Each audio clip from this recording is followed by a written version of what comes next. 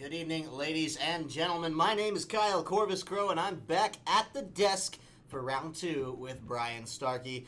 We've got a special match for you tonight, as it is UBC versus Cal Poly SLO. So that's right. I am very excited to get started on this game. This will be my first time being able to cast a game between, for me, being able to cast a game that UBC is even a part of. Yeah, the legendary UBC, right? Yeah. Like if you know anything about collegiate LoL, these guys are a name on your radar. They are, and it's actually really it's going to be really great because it's going to be UBC won ULOL, and then we just got finished casting the team that won CSL last year, which was Maryville. Okay, and so they were kind of both first place, but since they were kind of two separate leagues, they never really had the chance to establish their dominance per se over one or the other. And so it's going to be great to be able to just kind of come fresh off of viewing Maryville and kind of compare them to UBC, right? Right. So if we pull up the stats for Cal Poly SLO, they were 3-1. They lost one to Simon Frazier, who's another big name in the collegiate esports world. Doesn't give us a huge amount of metrics, but does kind of paint UBC as the favorite here for this one. So does get an interesting storyline building here. Yeah, it puts us in an interesting spot. And as we get ready to queue up into the pick or ban phase, we are going to kind of take a look at just the ranks of the players, because that's kind of how Kyle and I set our initial metrics. Expectations, right? Right. And with UBC, no matter what their ranks are, my expectations are very high. We hold them to a high standard, right? We do. But also, we have to keep in mind that Cal Poly is one of those legendary, the part of that legendary West Coast dream. Right, okay. Where we do see a lot of esports talent come out of there. We see a lot of esports talent come out of Canada, such as Wild Turtle, who's from Canada. Right, yeah. But then we've also seen a lot of collegiate talent come out of UBC before. They've been very dominant in several seasons. A breeding ground of sorts. Yes, exactly. And with that kind of transition, we are going to be running over into that picks and bans. Right. I'm excited to see what comes out of this one. Some really highly ranked players on both sides for this one. So yeah. At the base level, some clean League of Legends should be the name of the game. Jace Top GG will not get his namesake or clan tag sake's champion, as Jace is the first ban from UBC. Yeah, and we do see Rek'Sai being taken away from the side of Kazahana as well. For those of you who... the Burrow Queen. That's right. Gangplank being banned away as well. Gangplank is still very strong, very annoying to deal with, especially if you're looking at trying to counter that 1-3-1 possibility. A headache and a half. Yep, exactly. Ryze being banned away. We have seen a lot of Ryze played in both the LCS and in the CSL. Of course, we haven't had a game without that legendary NA LCS Ryze teleport. Right, yeah, every Ryze game we see, so the user tends to shoot himself in the foot and then just teleport halfway across the... God knows where. Literally the middle of the enemy team. Well, Shen taken away, so it is a 3-ban strategy, all targeting Jace Top GG. Yeah, it sounds like... It sounds and looks like UBC just doesn't want to deal with that top lane at all. Right. And maybe it just so happens that whatever their strategy is, it's not that 1-3-1 strategy. No, absolutely. Or they at least want to counter that 1-3-1 by just not having to deal with it at all. That is reminiscent of a little earlier tonight. The LeBlanc first pick has been very, very contested lately. Yeah. It seems if it's left open, it's going to be grabbed, and so they're going to pick that one up, likely for KT Smurf there. Just taking it through. Yeah, and it's very reminiscent of CKG picking that up right away and then being super dominant on it. Right. We didn't really see the Corki work that well into it, not able to really dodge the chains, not able to land the phosphorus bombs very well. And on that note, the Varus is being locked in as the ADC of choice, along with Kha'Zix being the jungle of choice. I'm curious to see what Kazahana decides to kind of play into this and what kind of aggression we'll see. Yeah. Nunu is actually not a bad pick if you're looking to counter jungle and move through your jungle very fast, because he has that crazy clear time with his munch. I actually don't know what it's called. Consume. His consume. Yes, on his Q, it deals true damage to jungle monsters as it scales up to 1,000, I believe it is, at level 5, which is huge when you're looking to contest Barons, looking to contest neutral, epic monsters. So having a Nunu is not bad. Graves, we have seen so much Graves. He's very strong right now. Yeah. His damage is insane. His clear time is insane, and he provides a lot to the team as kind of like kind of like a hybrid tank. Like he gets a lot of health, but he can also do a lot of damage. I wouldn't call him like an actual survivability. Tank. Yeah, but I wouldn't quite call it tanky. You're right there. They answer pound for pound. Say you pick AD jungle, we'll pick jungle AD. Not giving away too much information. Pretty clear cut that one team's taking away the Varus, the other will likely be prioritizing that Jhin if it's on the table. So Osna, with his 2D legs, will be looking to run that champion. Poppy picked up in the top lane, though, as a little bit of the puzzle that is going to be Cal Poly's composition starts to piece itself together. We'll see. I'm expecting a support pick here. Save the last one for mid, but you have the information. You know it's a LeBlanc you're fading against, so we'll see. Casadino! Woohoo! Love it. Yeah, so Casadin is such a fun champ. I played him a lot. I think I have like level 6 mastery on him. It doesn't necessarily mean I'm good. I just played a lot, so I kind of understand how you're supposed to use him. And Casadin does better with the more spells you throw at him. Because his Q does give him an AP shield, so it provides some protection. Okay. His E is only usable after so many spells are used around him, very similar to Maokai's passive. Okay, interesting. So it kind of has to like stack up and charge, but that also means during team fights, he can throw that E out a lot, which provides a slow, and it's AoE cone damage. So, I mean, he's kind of getting the most bang for his buck against the LeBlanc here. Exactly. You can throw out like 4 or 5 spells really fast on top of his, depending on the cooldown and how often he can put that out. You're looking at quite a bit. And we do see the Nautilus coming in to counter that Poppy. Lulu. I really like this, actually. They've given themselves, in the last phase of the draft, all the front line they need to run right on through this and play pretty fearlessly into the jaws of this Cal Poly roster. Right. And something to note is with the pickup of the Morgana with that black shield, she actually does have a couple of different targets that she can kind of prioritize with that black shield, depending on what they want to do in these team fights. If Cassidy gets rolling, she can throw the black shield onto Cassidy, protect him from any spells that are going to be used during the fight that come out from maybe the Lulu with the help picks to put the damage or the slowdown or the Nautilus dredge line. Things like that are very big when you're Cassidy because it provides you a little bit of immunity to that CC, and stack that with the AP shield that comes out from his Q.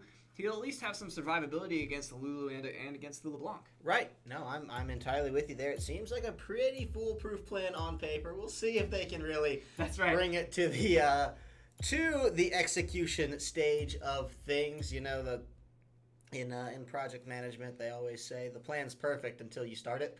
And it just never consider any of the variables that pop up around. So that's right.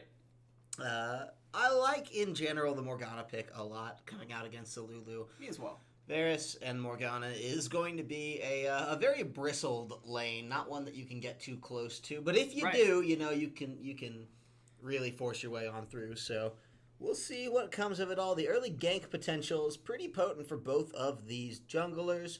I think Graves has to wait a little while longer to really ramp up to that point than Kha'Zix, if Kha'Zix can get the early maneuvering ability into lane. And what's there to say about topside, right? We've got Poppy, we've got Nautilus, we know what's going to happen there. Yeah, and I think the one thing that I didn't really get to note during the champ select phase was that LeBlanc and Cassidy are both very heavy roamers once they hit 6. Right. Oh, absolutely. And so picking up the Cassidy into the Blanc, not a terrible pickup if you're looking to counter roam, or maybe just even get the jump on her if you're able to push her out of lane. Or if you get pushed out of lane, you can at least use your R to kind of hop around your rift walk. Right. Yeah. No, these two actually have incredibly similar compositions when you break it down across the board. I think the biggest discrepancy is in the jungle there. The way Kha'Zix is going to play a little bit differently than the Graves there, and the execution surrounding. But both mid laners are going to want to look to roam, make a backline dive, and pick onto the very immobile ADCs. Both are coming through with teleport here. Yeah, and so we are really talking about that counter roam strategy. I will go where you go. You will not go anywhere without me. I like it. It's forcing the hand. It's saying, look at this, KG Spark. If you're going to play that way, that's fine, because you have two options, right? Yeah. Your two options are match it, which is what's been done here, or pick something that's so deadly, like Tristana or something that can just go off by herself, destroy towers, and be like, look, if you leave, I'm going to make you sweat for it. Right. But you can't just like pick an Orianna and then just be like, well, I'll farm while you're gone. Yeah, I get some minions. You gotta, if they're gone, you gotta ping it, you gotta say it, and then you have to push the hell out of that lane. Right. Or just teleport. It's a brilliant solution. Yeah, it's follow down. I love it. I love it. It's very good. And with that 40 seconds left we have for the spectator delay, we're gonna throw it over to commercial, and then we'll run it back into this first game between UBC and Cal Poly. Please hang tight, ladies and gentlemen, and we will be right back. Only $14.99.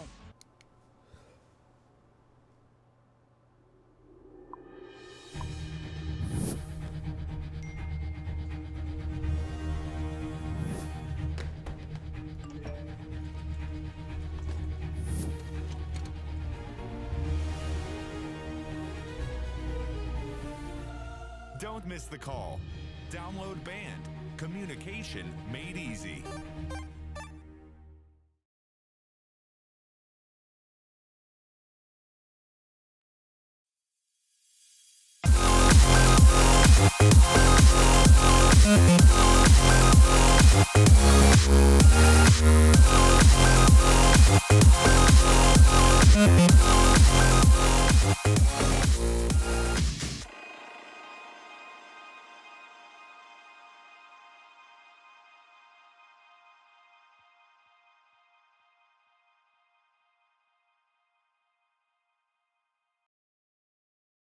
And we're getting into game now, ladies and gentlemen, between UBC, that is University of British Columbia, and Cal Poly SLO. So very excited to see what these two are going to be able to pull out against one another here as we get everything sorted and onto your screen for some very high-definition League of Legends action. Some pings are coming out and surrounding the side of that jungle for red team here. Of course, on that red side, it is going to be none other than Cal Poly SLO, I believe, on the blue side, right? Yeah. Or red side. Red side, yeah. Cal Poly SLO is on that red side, and we do have UBC on that blue side. I had the teams right. I just mixed up the colors. Yeah, it's fine. I too am colorblind, Kyle. Have no fear. Are you actually? I am actually in a little bit partially colorblind in one hand. I did not know that. That's why I play in colorblind mode, actually. The things you learn about people. I play like colorblind mode is just easier, though. It is. Everyone should. If you haven't, try it. It'll change your life. It's like purple and blue, right? Yeah. Yeah. It's pretty great. So we do see a level 1 stack here in the river from Cal Poly Slide, maybe just trying to counter any aggression that comes out of the side of UBC. But nothing really happening.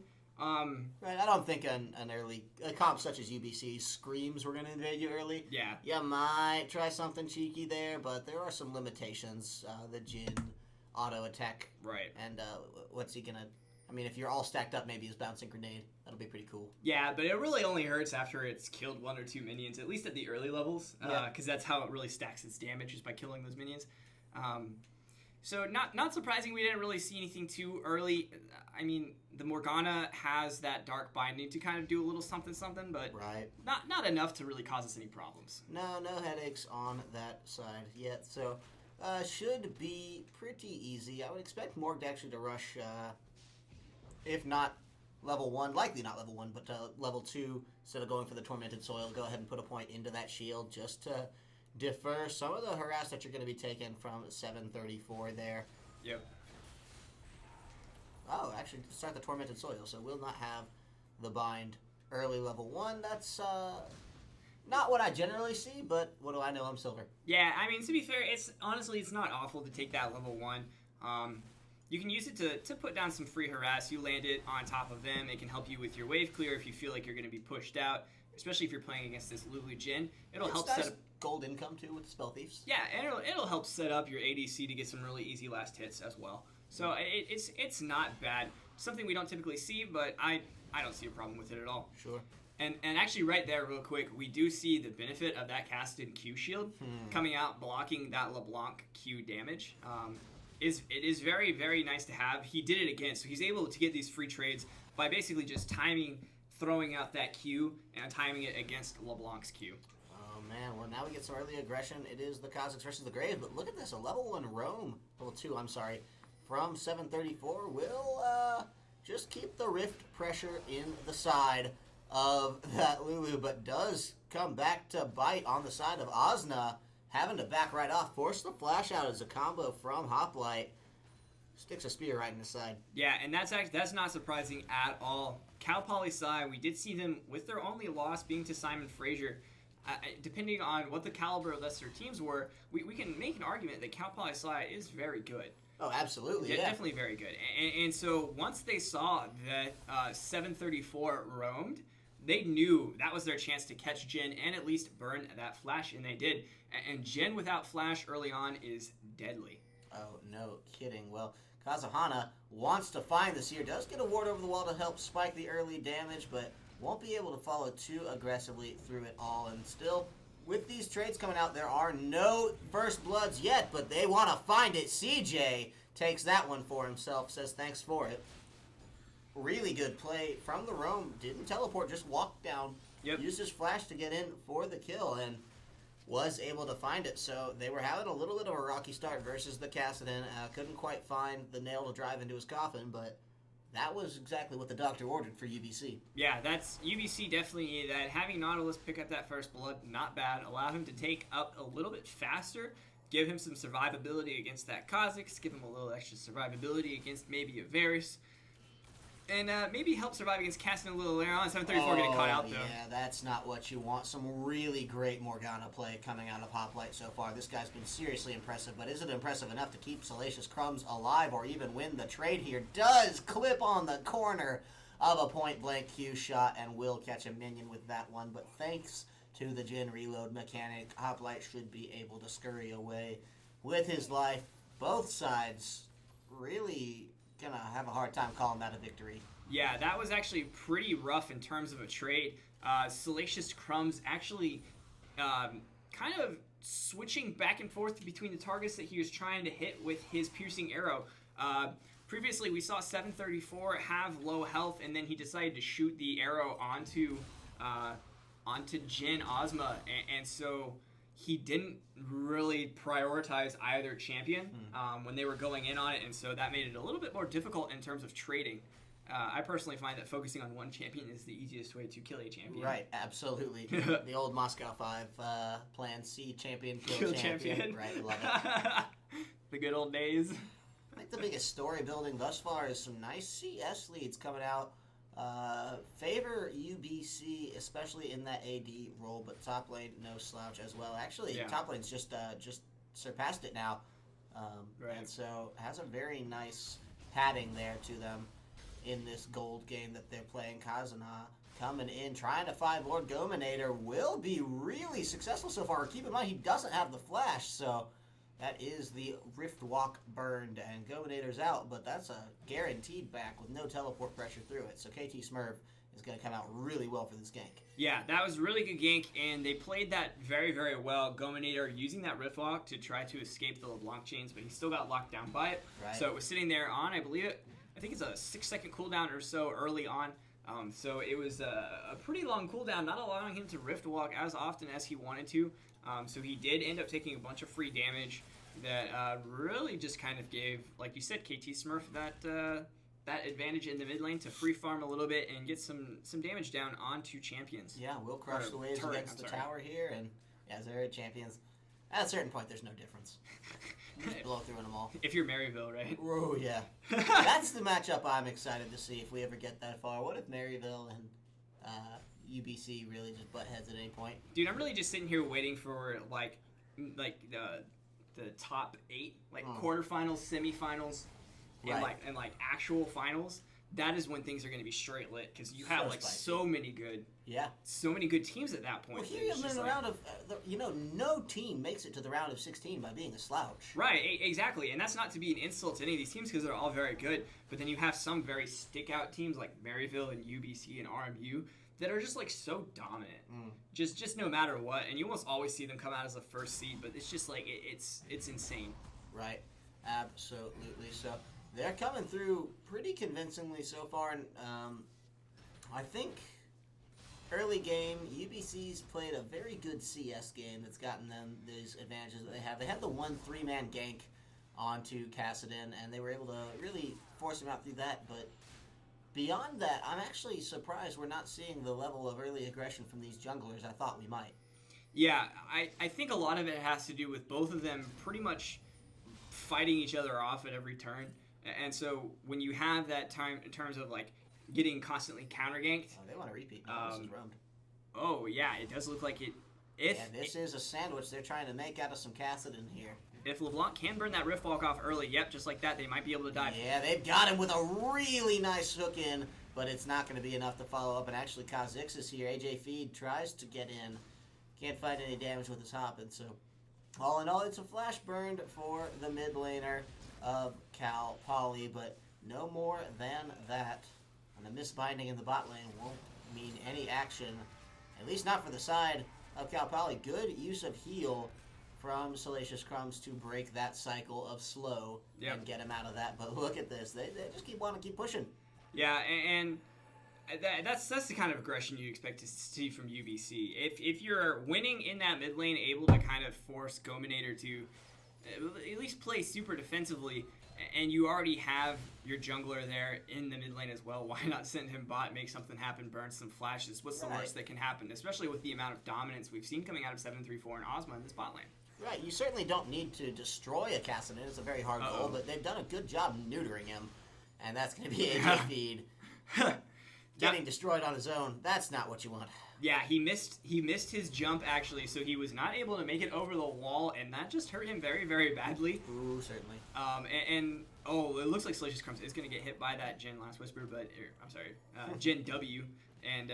Not Last Whisper yet. A little far away from that. Yeah. And that's actually one of the things that they use to kind of counteract that lethality build that he's doing right there. They give some a little bit of quality of life changes to Last Whisper. I think that's why I was thinking about it. Roundabout train of thought, but it's on your mind. Yeah, well, yes.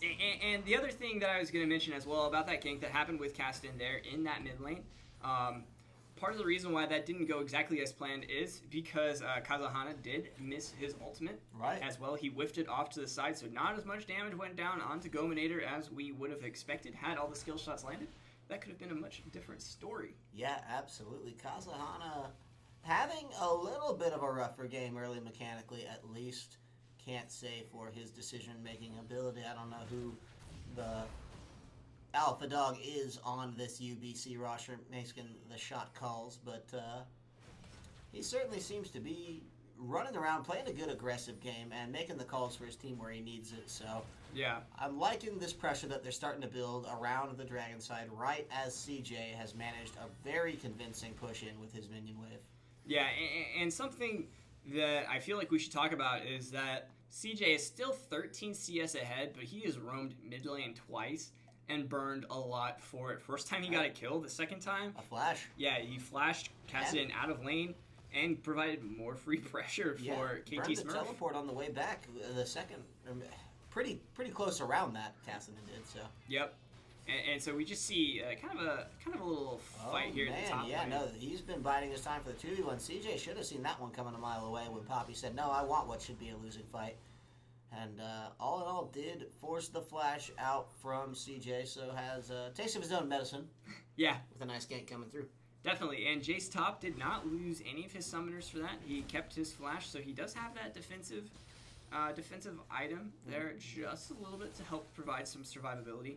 We do see the Spectre's Cowl being bought out by Poppy to kind of help mitigate that double Dorans we see coming from CJ. He has been able to harass pretty hard with that, and we do see two members from UBC in this mid lane providing some harass to this tower. Yeah, it looks like they're really just building up for either a River Fight or a Dragon. They want one of these two outcomes, and I think they'll be happy with either one, but it's hard to draw out this well-poked Kassadin from his little mid-lane tower fort that he's built for himself, but slowly but surely with Kanahasa's presence, they are chipping away enough at it to where it's becoming a waiting game that UBC's happy to play. Yeah, and I think that's the important thing, is UBC is very, very patient. They've played extremely patient so far. They've been very calculated with their aggression and their ganks. Every time UBC CJ roams, him and KT Smurf and Kazahana are always on the same page. Right. And that is so important in League of Legends, is are you on the same page as the rest of your team? If the answer is yes, at least if you all die, you all died together. Right. And that's something that I think we hear talk about in the LCS with like solo, like TSM, right? They would always say like, if Bjergsen made a call, we would have to follow him no matter what, because we have a much better chance of winning a bad fight if we're all all together during that fight. Right. No, it might have been Skara that once said very early on, 5 people on a bad call is better than 3 people on a great call. Yeah. And that's the exact same scenario that I'm talking about. And in the case of UBC, if there's no bad calls, like, that is extremely good. 5 people on the same page on a good call, like, even if the enemy team has a good call as well, if there's only 4 of them there, it doesn't matter. Right, it's top tier League of Legends at that point. Exactly.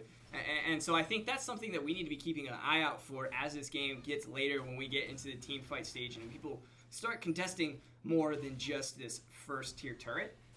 Is how do these teams communicate, and what is their, like, when they're together, do they make the decisions together? Right. Well, it has been UBC building up the cozy nest egg, 2 kills to their credit, but it is a little bit more with their CS pads that they are winning in literally every lane, but every role but support. Yeah. Right? Lulu is a staggering 4 CS behind. Have mercy, Lord. Oh, man. She's behind more CS than she has. Classic.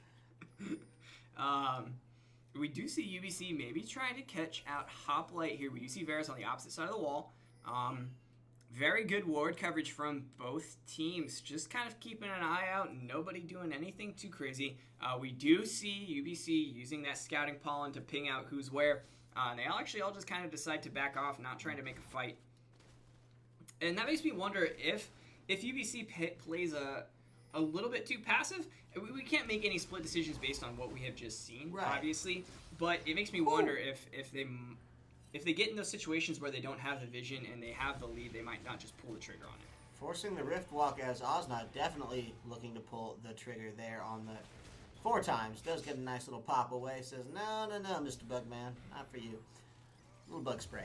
Yeah, and it does look like UBC wants to take this turret. Grouping 4 here, leaving Nautilus in the top lane to deal with that Poppy. Just making sure she doesn't get too much of a free push. And something to note real fast is I did say that CJ did end up about 14 CS ahead. He's grown that from 14 to 13. So he's applying a lot of lane pressure onto Poppy that's making her play very safe. Sure, absolutely. And he's been chipping away at the tower well enough while he does it. So winning and in style, its form and function together.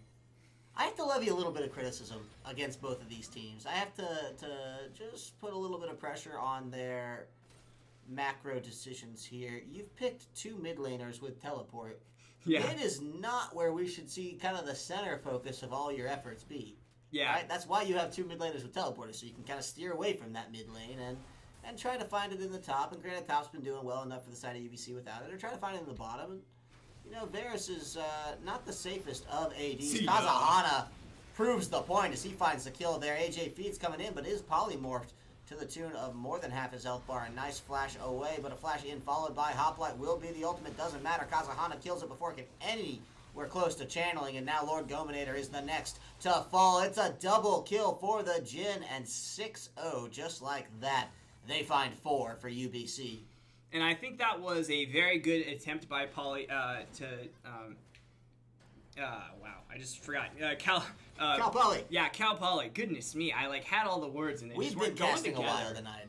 Yeah, and so Cal Poly had the right idea, making that decision together, but unfortunately it looks like Hoplite led the way a little bit after Salacious Crumbs got taken down. AJ Feed not there quite yet, and Gominator trying to skirt on the outside of that fight, but just not making it happen. And we see 2 towers fall off of 4 kills. Yeah, UBC took an inch, and it was a little bit more than an inch, but really tried to turn it into a mile. They did good for themselves on that one, too, because they took the bottom tier tower. That was after they'd already applied more than half the tower health in the mid lane tier 2 as well. Yeah. And so UBC really stretching this one out.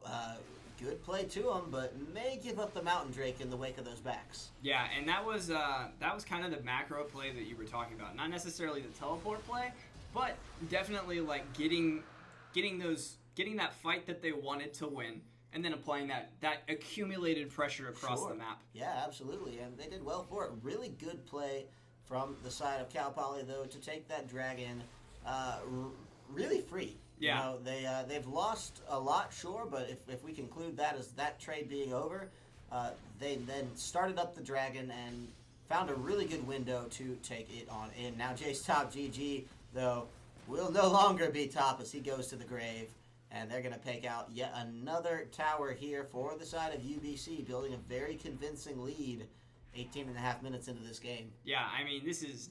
That is the course of CJ pushing in that tower, forcing Jace Top GD to just kind of play defensively. Right. Like, he wasn't able to really ever get out of lane, really ever leave lane, because when CJ would leave, Jace Top would be forced into his tower, have to push it out. CJ would make something happen in mid lane, come back top, and do it all over again. Right, it's a really good punish strategy of, look, hey, you follow me, damned if you do, damned if you don't. You follow me, you're in trouble. You stay to farm, your team's in trouble. How are you going to play this one out? Yeah, exactly. And so it definitely puts Cal Poly in a very difficult position, and I think that's the... while we didn't really see any great teleport plays coming out of KT Smurf or out of Lord Gominator, we have to keep in mind that the overall macro play in terms of like managing their menu ways, boy, goodbye, Salacious Crumbs. Dunzo. Kazahana. Vacuums him right up. He's trying to vacuum crumbs off a carpet. Oh, okay. I thought you were making a joke about Graves' gun. It kind of looks like... I feel like if they had like cleaning Graves, they could have like a vacuum as a shotgun. I see where you're going with it. Yeah. No, it was more trying with the crumbs. See, to be fair, your joke was way better than mine. It didn't. I didn't hear anyone laugh. That's because everyone's on the other side of the screen, Kyle. Oh, man. El Clasico. It does look like Alfred is going to have to jump over the wall, but will he escape from the Gen Ultimate? He will not. Oh. He gets taken out. Holy cow! Fourth shot was pulled specially out of Batman's utility belt for that one. They had something special up their sleeve, and they really ran it on him. So, jeez. I guess even if you miss 50% of the shots you take, the other two are certainly enough. As long as you land the fourth and your name is Jin. Yeah, he was on it there. So AJ Feed took a little bit of a bruising, and they're going to turn this into another tower on the side of UBC. It's slower play than what we saw earlier tonight coming out of the side of Maryville, but it's every bit as functional and twice as clean. Yeah, I think it's twice as clean, like you said. It's functional, but I think the biggest thing about it is very measured. It's very paced. Right, they're not taking fights they can't win. The biggest discredit you can give UBC right now, right? Like the biggest criticism you can put on their play is that in the retreat of one of their massive gains, they let slip a dragon. Right, and that's the thing. Like, I mean, which was bad, especially considering it was a Mountain Drake, and you don't really want to give a team that's on their back foot the ability to push those turrets a little bit faster. Certainly. Especially if you kind of like lose a fight, that's very bad to have. You don't want to give Kha'Zix the neutral monster damage either. Yeah, exactly. So it's bad, but overall UBC gained a lot more from that. Aside from just those kills in those two towers, right. They gained a lot more macro level management in the top lane. That kind of allowed him to make different things happen. Boy, now this is KT Smurf deep behind enemy lines. Does force the flash to break the Morgana chains, and will get out of that one. But here comes the worst. Yeah, they've got one tower in the mid lane. Should be two built out in this bottom lane. You can't just devote that many champions to one of the slipperiest sons of a gun in the game, or daughters in this case, as is LeBlanc we're talking about here, and that's just so much free punish for what was close to one kill, but it's an 11k gold lead already. Yeah, and I mean, it's just so impressive from UBC. Very controlled, very measured. Not a lot, honestly, like, the fights that we have seen have not been, like, in terms of like, a lot of action, not super hype, right? Sure. I mean, it's been very clean. They've gotten a pick. They've gotten in on the rest of the team. Boom, boom. There's, like, half your team dead if you're Cal Poly, right? Like, that's the dominance of UBC that you see. It is, like, they go in together. Like, that's just so huge. Look at AJ Feed. His health bar is so low. Right. And, yeah, that's, like, another thing. Like, they go in together, but then each individually, their champions are all very strong because of the CS leads that they've built around the map. the kills that they've gotten in the 1-on-1s, the 2v2s, maybe the 3v2, things like that. Those are huge, and that contributes all to their ability to win these fights when they go in together. They pull the trigger at the same time. Right. Absolutely. We're seeing, if we're breaking it down on the individual level, tale of two junglers here, right? You've got the side of UBC, and it's going to be Kazahana, 4-0-3 to his name, and then over back on the side of Cal Poly, you've got a very beaten up AJ Feed who's not putting up the same numbers we might have expected from an early aggressive Kha'Zix in a really good team comp for him. So is kind of at a 7-kill deficit between those two junglers alone, and still relatively early into the game. We're kind of cresting the mid game here, right? And in another 5 minutes, we'll be getting into what a lot of people consider early late game. Yeah, and the biggest thing to note is that while this, in terms of time that we've been spending in the match, you would call like early late game or late mid game, is that UBC cleared out laning phase about 10 minutes ago. Right, yeah. Like they were pushing the turrets so quickly, they were winning those pick fights around the map so fast that the laning phase for them was really over. Even though they had champions spread out across the map in different lanes like a laning phase, they were just applying so much macro pressure with those advantages that they built up that it just caused so much harassment. They've certainly done a very good job, of playing this one out. I'm trying to figure out how to just look at their fog of war, because I want to really highlight the amount of wards that they've set up camp with. Just in these last few minutes you've been talking about, they've sort of started making a little home for themselves on the enemy side of the map, and it's that vision control that's just afforded them this free Baron. Yeah. That was not contested in the slightest. Yeah, exactly. And that, I mean, like, that's the strength of these UBC. Like, we've seen larger deficits between teams and then still not being able to properly take a Baron. But UBC only has that 12.5K gold lead. Only. Yeah, well, I mean, this is in comparison to the other things I'm talking about. Yeah, I know. Only that 12.5K gold lead. And they still haven't... And they were able to take that Baron so effectively, like you said, because of that vision control that they took advantage of in the red side jungle. Like, no one was there. Like, Cal Poly can't really leave to go and try to take advantage of it, because if they get picked, they know they're going to lose so much for it. But they can't go out and ward to like prevent themselves from getting picked to leave their lanes. It's certainly a catch-22, and they're in a bad situation for it, as the side of UBC is starting to prowl around this base like wolves at the door. They're running a 1-3-1 split push in this lane very well so far, just keeping these minions textbook firing on all cylinders. And you can see from the side of Cal Poly's side, they're not really sure where to apply this pressure back. Yeah, and the thing is, they have to try to match the 1-3-1, but LeBlanc is so strong right now. KT Smurf is playing very well, and Cassidy just isn't quite strong enough to really fend her off.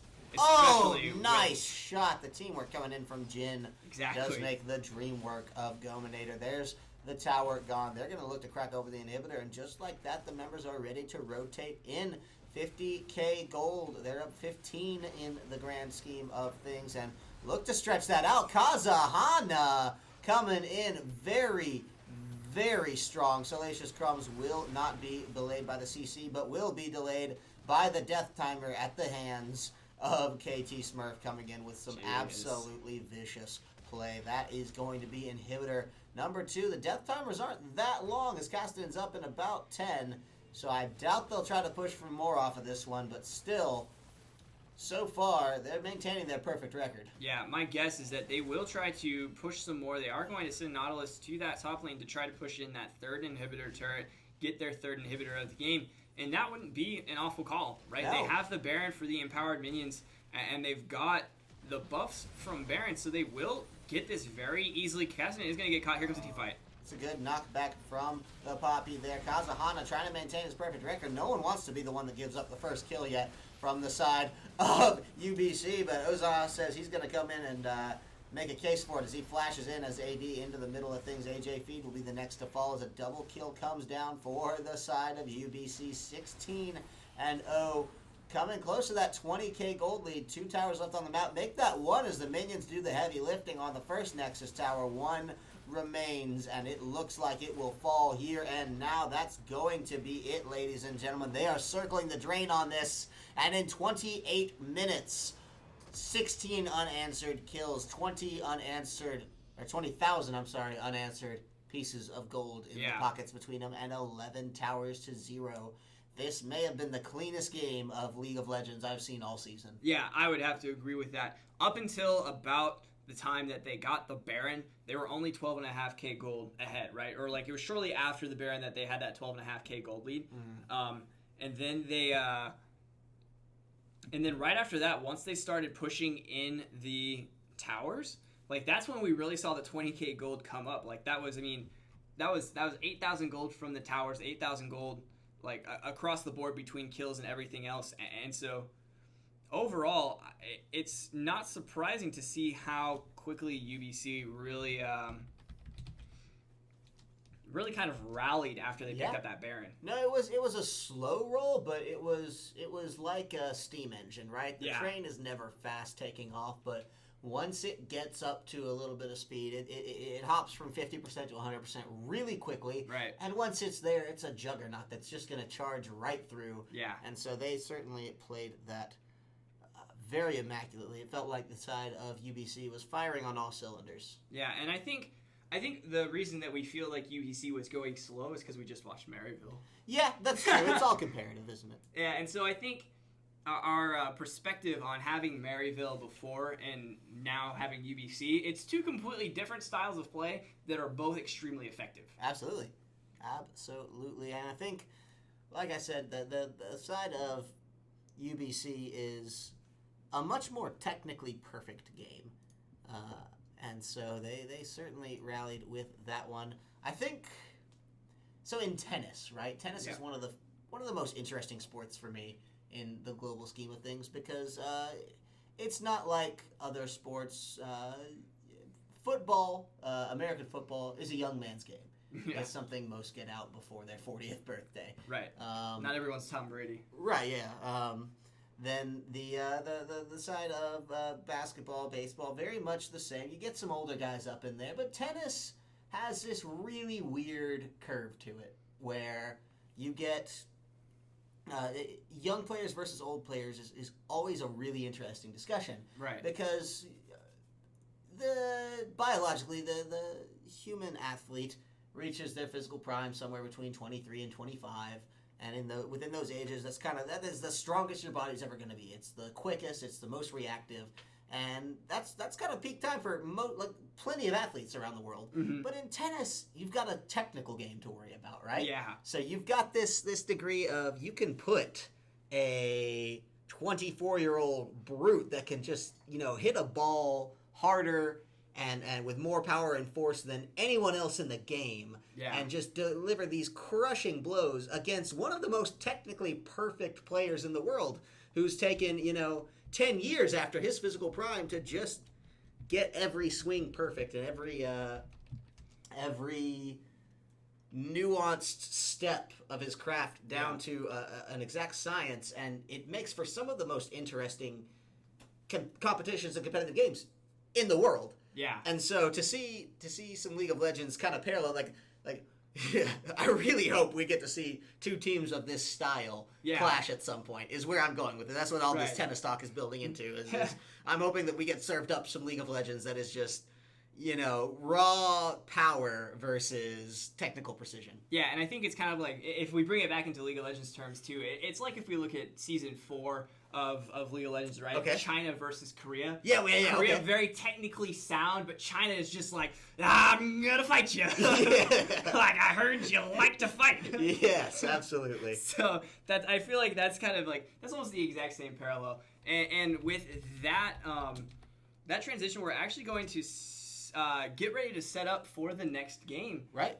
We do have everyone loaded in. We will be getting ours coming out from both teams, getting ready to load into Game 2 of UBC versus Cal Sci. Yeah, I'm excited. Or Cal Poly Sci. Cal Poly Sci. I can't get that right. I don't know what's wrong with me tonight. It's a long. So they are.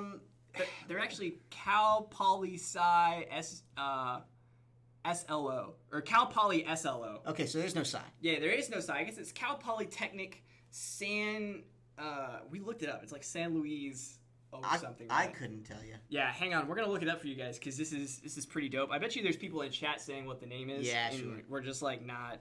We're just not on the game, guys. Not as much as we could be, but we don't need to be on the game because these players are getting ready to get in the game. Right? Yeah, you saw where I was going with that. Yeah, that's right. I got you, dude. I was all over it, man. Okay. All over it. Transitioning into this, I'm sure